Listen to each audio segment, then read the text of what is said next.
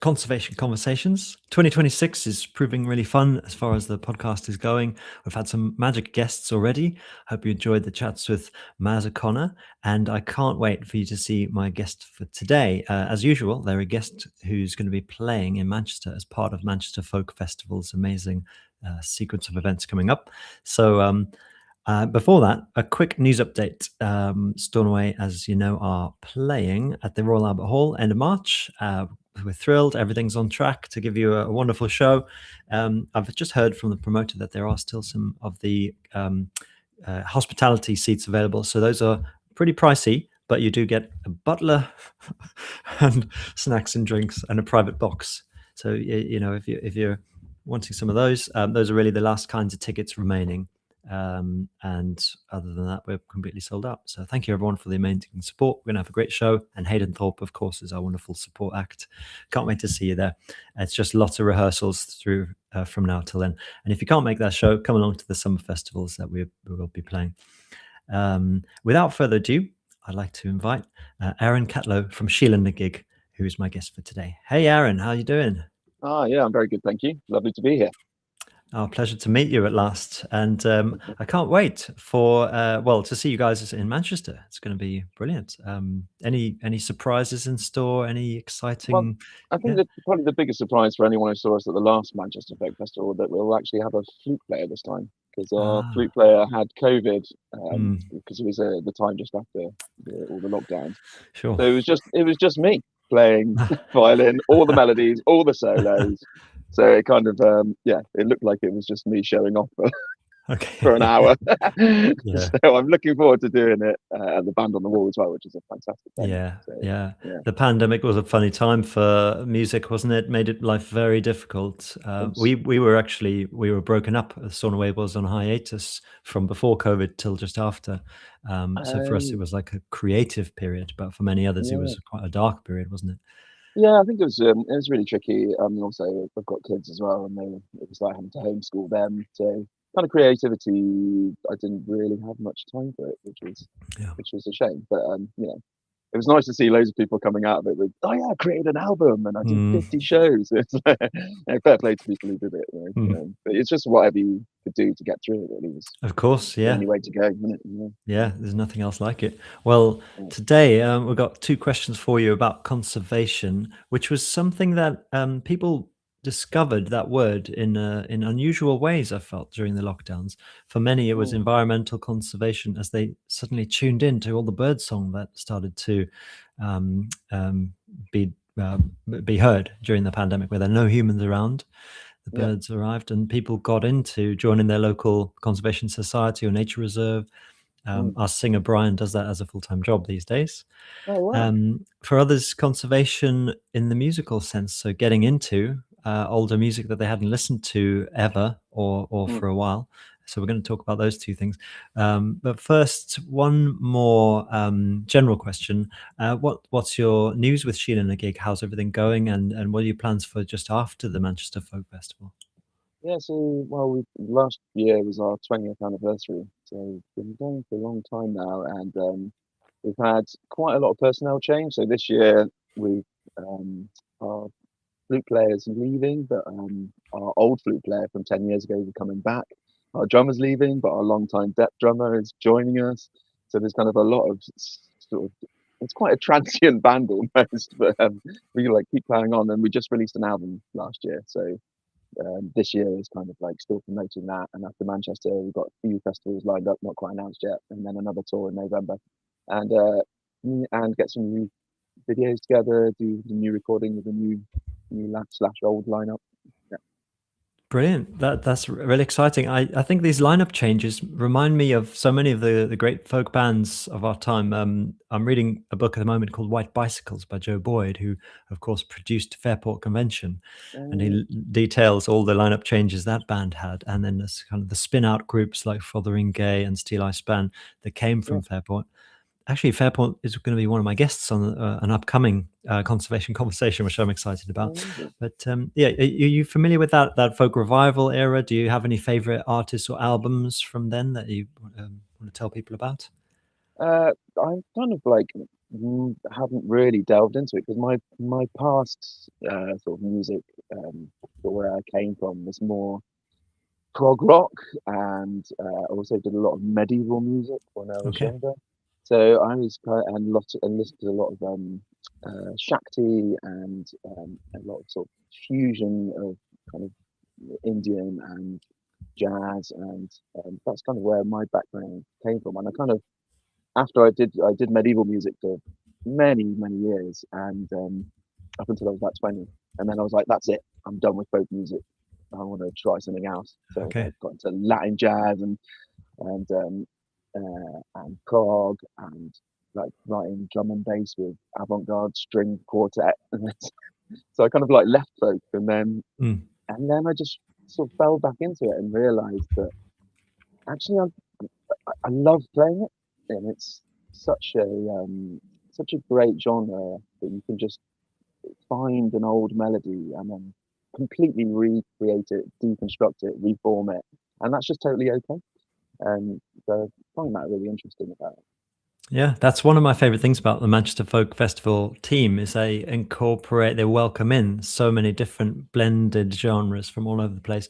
And Mm, folk often has that reputation of being quite sort of backward, and we only talk about the oldest, most purest traditional folk. But actually, mm. the guests I've had on this season so far are playing the most modern, original stuff. Yeah, And I think that's kind of changed quite a lot over the sort of 20 years that I've been doing that I came back into the folk.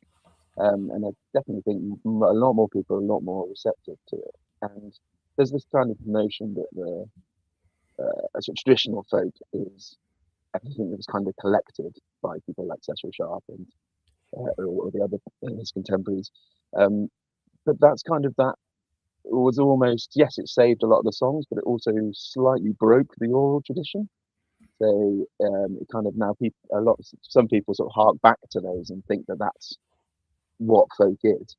And I think obviously that is one branch of it, and people get really into that sort of researching the songs and researching the other stuff. But also, it's perfectly uh, fine just to like create your own stuff or just smash it up or add different genres to it because that's kind of what folk music should be: organic and ever changing, yeah, in my opinion. Yeah. yeah. I think there's so much variation and organic kind of adventuring in the way people make music. There's no textbook right way to do it, and No, I really yeah, like the way you put it there. Yeah, breaking things and seeing what happens, and yeah, allowing music making to evolve. yeah, So, yeah. my last question on that would be just where you kind of learned the act of the music making. So, do you produce your own stuff, and did you learn the engineering side of things? Was there any like formal training there that you recommend to musicians getting into making records? Do you mean to say actually the physical recording itself? Yeah, yeah, Okay. Yeah. So I do have a little home studio setup, but I'm mostly using that to record for other people. But there's just a wealth of everything you could ever need to learn on the internet, and it's, I use Reaper as yeah. my music software, which is basically really cheap and incredibly powerful. And Mm, there's just so much on YouTube and lots of tutorials to get involved in that. But when you're kind of recording a big act, sort of like a five-piece band, it always becomes a bit more tricky. But the latest Sheelanagig album, we actually multi-tracked it for the first time, so we did it all separately. So we actually did it in our guitar player Alex's front room. They have a studio there, which they use to record professionally. Um, but there was a really interesting way of doing it before. We've only ever done it in big studios, mm, and actually, it was really good to like have that pure separation and really kind of get stuck into the arrangement and mm. being able to change stuff really easily, I see. which isn't Yeah, quite as possible. So it's yeah, totally. You can do it in your front room. Just yeah, need some like foam boards, make it yeah. sound nicer. Yeah. Yeah, it's becoming, more and more cost effective for musicians to make music on their own terms at home if they need to. And Absolutely, then and the problem is that CD sales and merch sales are kind of have come down from what they were previously. So mm, now producing an album, you have to kind of at the grassroots level, at sort of my level, where you don't have the vast amount of capital to plow into it. You kind of have to try and do it as cheaply as possible, Mm. but you can get amazing results from it. Yeah, yeah.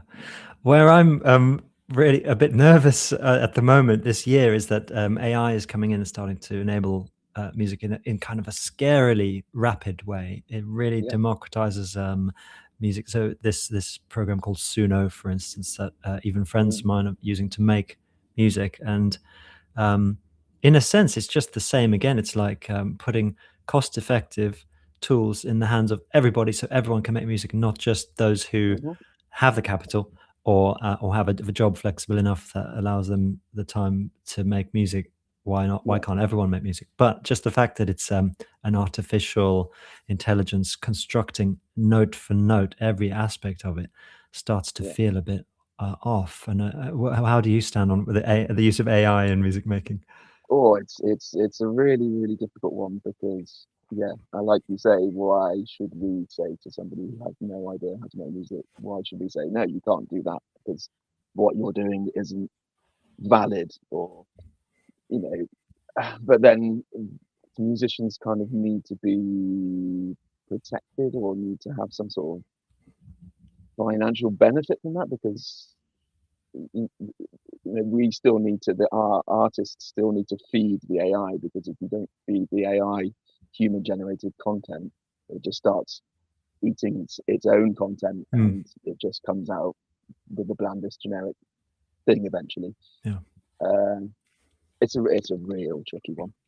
I yeah. don't know what the solution is, but I mean, Well, there's going to be lots of money being made by AI. mm, So mm, I think legislation is yeah. going to need to come in to try and balance the book somewhere. Yeah, Yeah. yeah.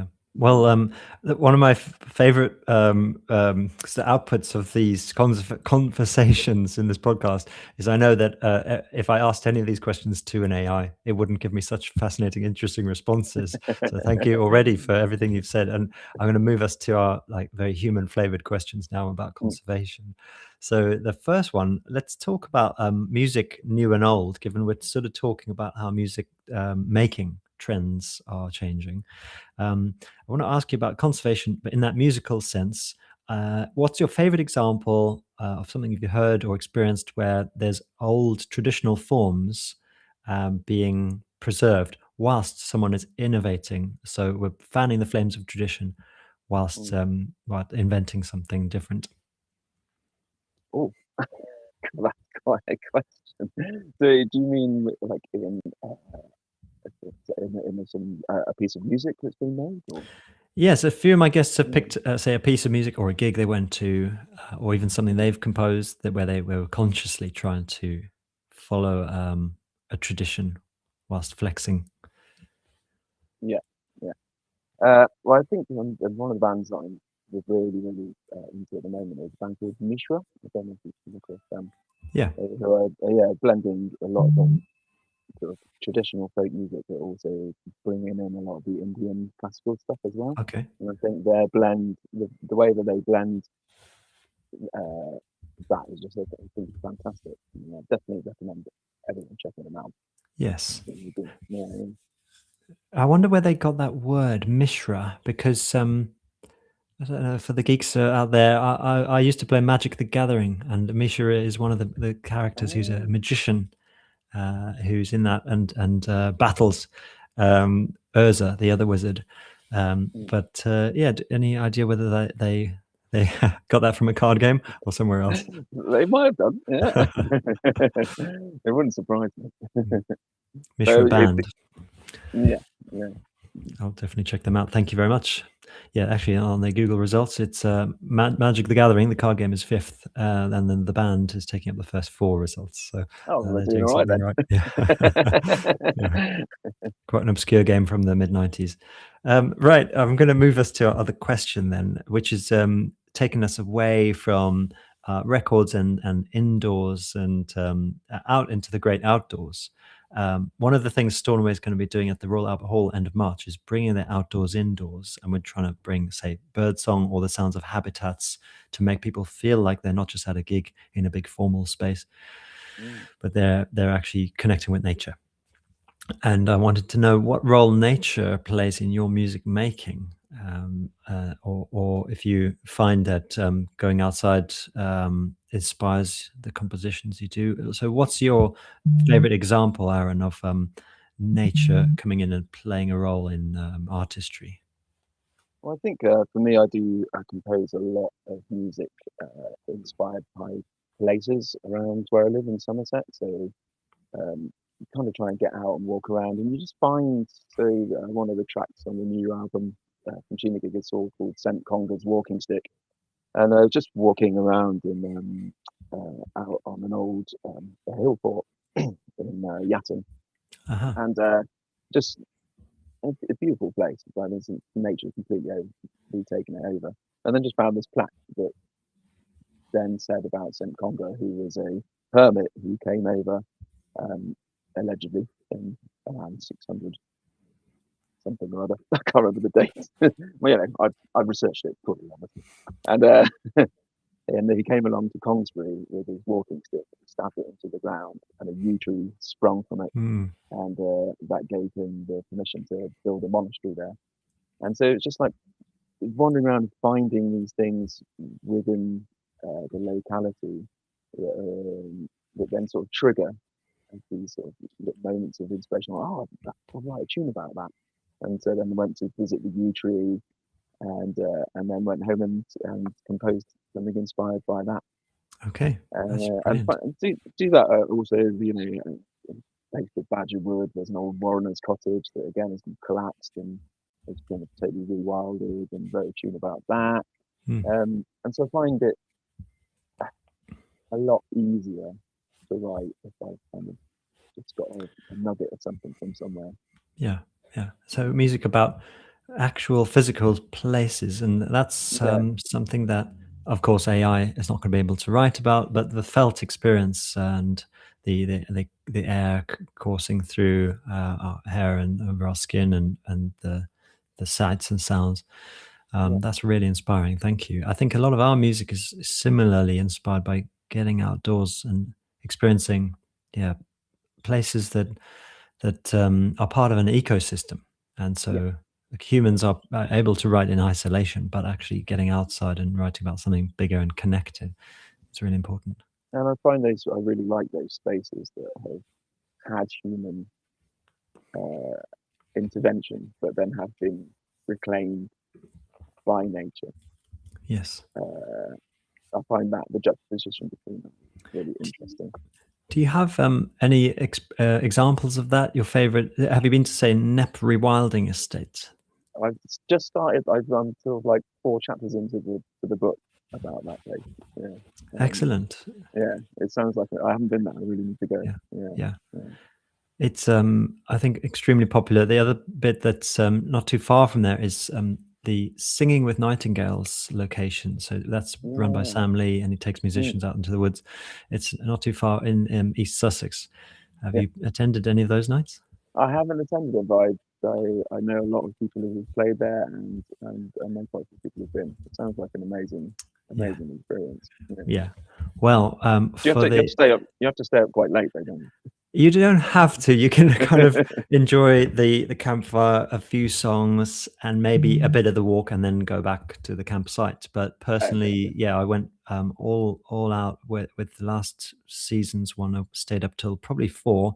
The hike Yeah. itself into the glade with the nightingales and back, probably it's probably done by about 1 a.m. back at the Okay. campfire.